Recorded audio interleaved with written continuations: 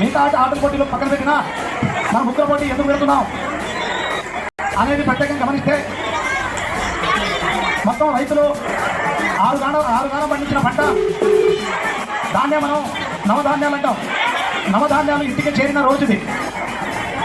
రైతులు కష్టపడి పండించిన పంట ఈ దేశంలో ప్రజానీకానికి సంవత్సరం పాటు తిండి తినడానికి ఉపయోగపడే పంట చేతికొచ్చి తమ ఇళ్లలో వచ్చిన తర్వాత ఆనందంగా జరుపుకునే పండుగ.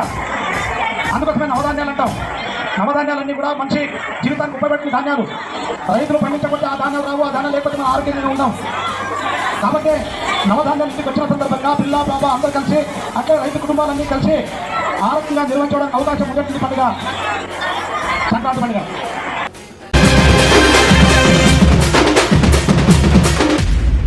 ఎవడు పైన ఎవడు కింద ఎల్ల మనుషులు ఒకటే రబాసు.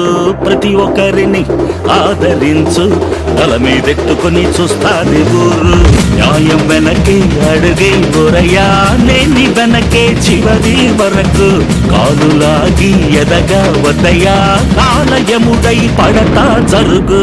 గట్ట నడిచి వచ్చి గేటులన్నీ దాటుకొస్తే గిట్ట దడలు పుట్టి దమ్ముగా మారే.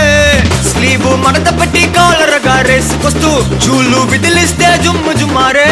మరణం ఆసు మరణం డఫు తరుణం అతడి పేరే మనకు శరణం.